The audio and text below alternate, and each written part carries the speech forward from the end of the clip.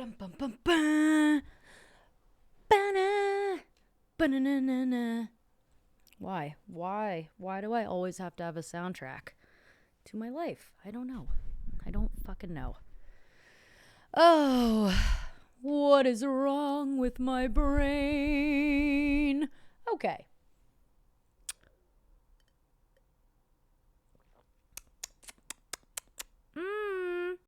I just wanna have fun around Writing episodes, filming episodes, reading books, retaining information, learning anything. Extremely difficult. Everything that has to do with the postpartum brain and the brain that is a new parent is just the equivalent of some mashed potatoes, bro. I've got nothing going on up there. I do want to clarify something before I move on to this episode. In my last episode, when I was talking about birth, when I talk about women giving birth, I'm talking about any person who is physically capable of giving birth. But when I talk about men and I say it in a tone like man or man, men, I'm most likely solely talking about heterosexual, cisgendered men, white ones.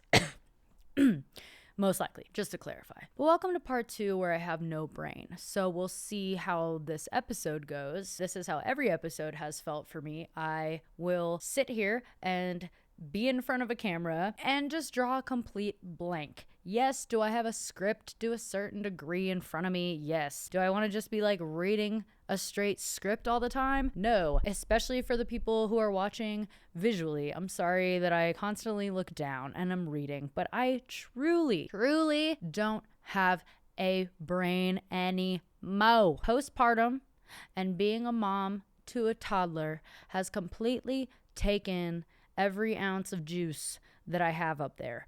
I feel like an illiterate, forgetful dud. For those of you who are going to blame the ganja, listen, I won't argue with you, okay? I am never going to sit here and say that weed is good for the brain. I'm sure it's not helping my dilemma. Regardless, I still feel like I have way less of a brain than I've ever had in my entire life, including other periods of my life where I was smoking the weeds all of the time, okay? So right now, I just feel like there's no ability for me to give advice with this brain, no ability to feel present in conversations with my friends with this brain, no ability to simply remember what I was walking up the stairs to get with this brain, and it is exhausting. It's exhausting not having a working brain most of the time. I'm sure most of that is due to having a baby. Some of that is also from grief and trauma that I've experienced in the last 5 years of my life that I'm still trying to recover from, but the combination has made it so that I no longer recognize myself at all. Up in here, y'all gonna make me lose my mind up in here because I have just no ability, it seems, to process an entire thought, which is wildly frustrating. I mean, I will watch interviews that I did 5 years ago and be like, oh wow, I used to have a brain. Okay, there was somebody there. We used to exist, and maybe we can get her back, but I'm not sure. So I was going back and forth on what I could do, potentially maybe starting a book club with myself, which is hilarious. I am not a reader. Okay, no one wants to sit there and admit that they're not a reader because maybe that implies that you're not that smart. But what I mean is I have ADHD, so it's hard for me to focus on like a novel written in hardcover book form. I can do a Kindle to a certain extent. I love articles. I have to read a lot of stuff for work, but I'm not a book reader. But I was like, you know what? I don't have a brain. So what the fuck else are we gonna do besides maybe attempt to pick up a book? Like, that would be a good start. I'm thinking I'll have a goal to finish a book once a week, which is hilarious. And that's, again, my OCD ADHD brain coming in with like some big idea. We don't know if we'll follow through, but so far we're 1 for 1. I finished a book over the past week. So I think I'm going to try to do that. I'll have maybe some of the episodes catered around some of the books that I read if I feel like it's relevant to the people listening, something that you'd want to listen to. Kind of like a mini book report. Maybe I'll just do it once a month. I'll take recommendations, particularly in the category of self-help. I actually can't believe I'm going down the journey of self-help right now, because for the last 3 to 5 years, I've been very turned off to any and all of those things. And to preface, I was always a very big fan of therapy, rehab, self-help books, anything of that nature. I loved and was always encouraging people to do that for themselves due to my own personal experiences with leadership, therapists, things like that. I went down this path of cynicism, and I'm kind of still in that space. It's been hard for me to take advice from others because I'm in a very non-trusting place in my life right now. I'm skeptical of a lot of things. I'm skeptical of a lot of people. I have a mentality about life that is not the healthiest, and I'm very aware of this. I'm very aware that it's pretty negative. I'm trying to get back to a place where I used to be, when I had gratitude for the little things and was present in conversation and went out of my way to help people on a regular basis. This was just stuff that would happen. I'm not in that place right now. And that very well could simply just be because I am a mom to a toddler. But it is frustrating. It's more frustrating than I can relay in words. But when I'm present and the things in my life are aligned, so my job, my social life, my passions, that is when I am the most happy, when all of those things are aligned. Right now, after dealing with postpartum and just life change of becoming a parent, I want to succeed at work. I want to be there for my friends. I want to be present with my son and do the things for myself and my body that I know are the things that you're supposed to do to take care of yourself, exercise, for me, singing, eating right, the basics. But it all seems so challenging right now, and I'm just waiting for the day that isn't the case. I've had seasons in my life where lots of those things were working out really well and I was motivated in every category, but lately it's just felt really impossible to do the basics. I mean, where did this distrust start? Like, honestly, this started when the people in my life who I looked up to the most all of a sudden became exceptionally human and faulty. Everyone is faulty. So this shouldn't have come as a surprise to me. And in general, I have all the grace in the world for just people. But growing up in a dogmatic religion, I was taught to believe that certain people had special callings on their life. And I put a lot of emphasis on that. And in the people who I looked up to, who had platforms, and essentially put them in a category of God or higher than God. So when parts of them were exposed that I didn't see coming, specifically with people who I truly believed had all the answers, and I was just kind of there to follow their lead, when parts of them were exposed, it slowly started creating this inability in me to look up to anybody as an idol, as a mentor, as a teacher, as an example. I no longer could rely on the guidance and research of others to determine my own future or beliefs. Like, I was just ultimately faced with the fact that I didn't have any faith in myself. And I thought I had a lot of faith in myself, but like ultimately I was following a lot of other people and their own research and their beliefs and their journey and how they got to the place that they're at, where they believe the things that they believe. After the veil was lifted, it got so bad to where I couldn't even, and I still can't, watch like a YouTube clip or video of somebody extremely intelligent who is well studied, who might have similar worldviews as me even, who I could have and would have looked up to hardcore back in the day. I just think to myself now, don't listen to them. Don't listen to them. Nobody knows anything, no matter how confident they sound. This was something that I struggled with a lot, specifically because of leaving religion. My religious leaders were so confident in what they were preaching, so confident that I didn't feel the need to do the research about what they were saying on my own. It wasn't until I left that world entirely that I started researching religious texts and critically thinking on my own and establishing like what I actually believed based off of the evidence and my feelings and all of that combined. Now, combine that with having a baby for the first time, being a single parent for the first time, being a working single parent for the first time, and being single with a child for the first time, lots of firsts. I found myself completely incapable of reaching out for help. I still do feel completely incapable of reaching out for help, even to those who I know have walked this walk, because I'm just so skeptical of anything anybody has to say. But I do have my moments where I'm able to be present in conversation and really take in what another person is advising. And I cherish those moments so much because my goal is not to stay where I'm at. My goal is in 1 year to be able to be like, damn dudes, I really got to a place where I'm more present and content with my life. I'm able to reach out for help again and be there for other people. And I've found a great balance. Yeah, I would love nothing more than for that to be the case. And I hope that it is. So hold me accountable, toasters, heathens, hold me accountable.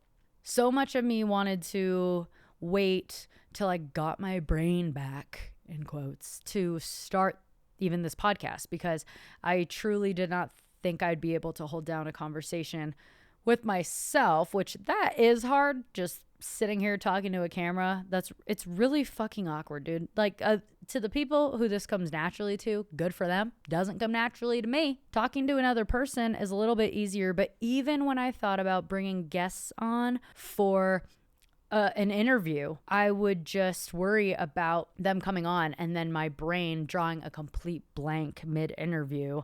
Like, how embarrassing. So I just wanted to wait. I wanted to wait till I felt like my brain was intact and we had some good things to say and we were bringing good questions and conversation to the table. For example, like, I am a singer. Singing has been my passion my whole life. Singing is not just a passion or something that I like to do. Singing is something that I need for my survival. Like, singing is something that has been so embedded in my life that for it to go away feels like I've lost a sibling, like I'm grieving my own limb. Like, it feels weird. And due to PTSD and trauma, I did in a sense lose my voice. One, your vocal cords are a muscle. So if you're not taking that muscle to the gym every day, it's obviously going to get weaker. Naturally, just from not singing on my own, I've lost a lot of my abilities. But there's a lot of grief there as well. My emotional side to my singing and the connection that I had to God through music was very much connected with someone in my life who passed away. There's a lot of grief there. I go to sing and practice my vocals and a lump will just come up in my throat and I can't actually physically let anything out. So it's super frustrating because just how I wanted to wait for my brain to feel back to normal before I started this podcast, I've kind of just been waiting for the same thing for my body to just get back to normal, or my brain to get back to normal, to be able to sing and write songs again. Lyrics don't come to me. Melodies do come to my brain, but can't really manifest themselves because anytime I try to release it, again, the lump in my throat, it just fills it up and then fills my chest and I can't let anything out. If you've seen me sing online recently and you've seen me put out videos of me singing, yeah, I still have a capability to sing, but for the voice that I know and the voice that is me and the voice that I'm used to, so much of that has been taken. And I've just been wanting to wait for something to happen on its own, or for somebody to come in and help me before I go and sing again, or before I try to write a song again, or before I call a producer to start an album that is my number one goal in life, to finish and release an album. So much of my journey is forcing myself to physically reopen my chest and the depths of my soul, as cheesy as that might sound, to allow myself to sing again. And I can't even commit to singing one song a day in the car. So, like, even that, a lump forms in my throat. and it just feels impossible. So I think the first step for all of us, if you're kind of on the same path where you feel not just lost, but disconnected from yourself. Because I feel like you can feel connected with yourself and still feel lost or not know what you're doing in life, and life happens to you. But right now, there's a lot of things in my life that are going well and that are just doing the thing. But I feel super disconnected with myself. And I found that one of the first steps is just figuring out within yourself what you're willing to do to be able to help yourself. Like I said before, I'm not a reader of novels, but I have become so desperate for a change in my own brain that I picked up a self-help book, hardcover and everything, and I will admit it's way better than doom scrolling. So it's a start. I do believe that I am holding on to the identity I once had because I felt like I knew her so well, and I miss knowing myself well. I don't know the version of myself that is a mom. I don't know the version of myself that is agnostic and no longer a ministry person in leadership. I don't know the version of myself that is single with a child. There are a lot of versions of myself that I'm learning for the first time, and this can make relationships complicated, like with dating and friends and family. Anytime insecurity creeps in to my life, it tends to leak onto everything else in my life. I don't know if this is relatable to anybody else, but for anyone listening who just feels mentally or emotionally lost and disconnected with self, unfamiliar, foreign, I do think that's a very common human experience. One that doesn't get spoken about enough because we tend to want to, especially in the days of social media and the highlight reel, we tend to want to put out our journey once we've made it through,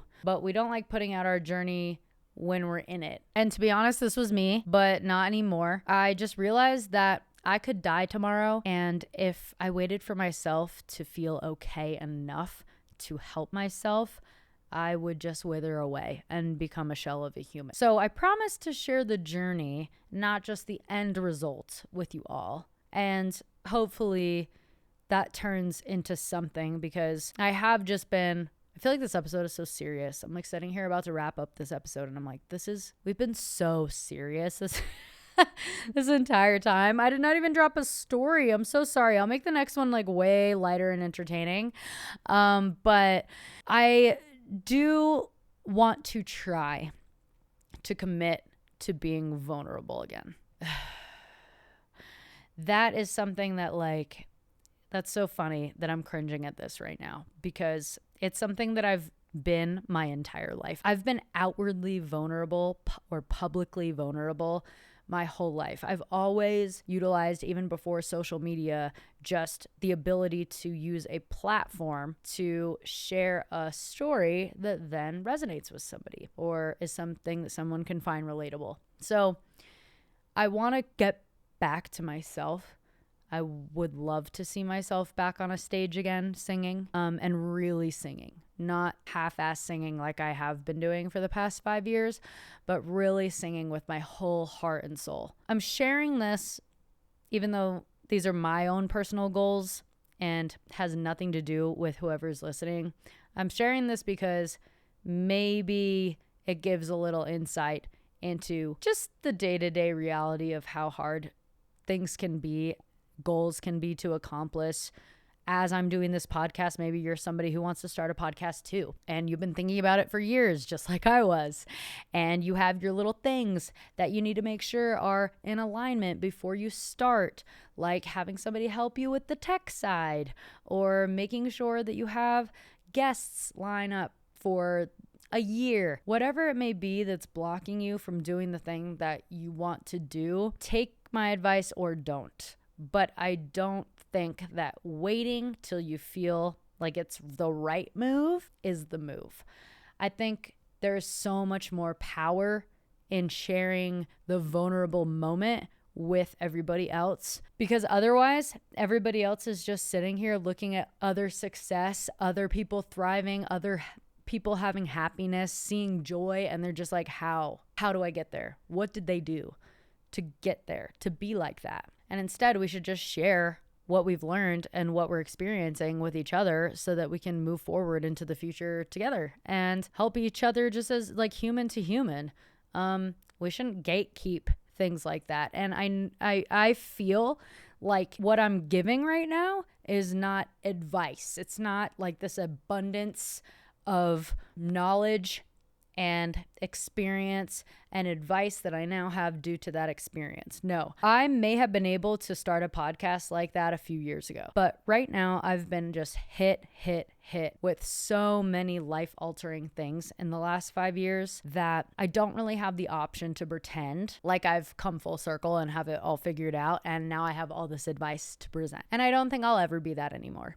I think I was really tempted to be that when I was in ministry, in church leadership. I was very tempted to be this untouchable, flawless, had already experienced the hardships and now I've overcome them type person. It's way more difficult to share when you're in something because you get a lot of unsolicited advice and a lot of other things, but it also provides an open door for relationships and connection and community that you may have not had before that. Sorry if this episode was so fucking somber, brah, but hopefully it was also somewhat encouraging. You don't feel alone. I feel alone so often these days, you guys. So thanks for joining for part 2. This is another episode of She Toasted, and a toast to all the baddies who are doing the hard yards to do the self-care it requires to live a good life. You may not receive the kudos you deserve, but you have a standing ovation from me, a random ass stranger on the internet. So till next time, a toast to the baddies doing the self-care. I hate it, but we're gonna do it together. And I really, really, really hope it is August. I just looked at my hand like I'm looking at a watch. It is August 2026, and I really, really hope and put it out there and manifest that by August 2027, myself and anyone listening to this who feels like they're in a space where they are so disconnected from self can get to a place where they're like, there you are. That is my wish for you. Email me at rachel@shetoasted.com if you have any comments or questions or want me to say anything about anything. The fuck? It's literally just the way that I'm going to communicate with people, so I'll make sure to bring that up in every episode, and we'll catch you next week. I just want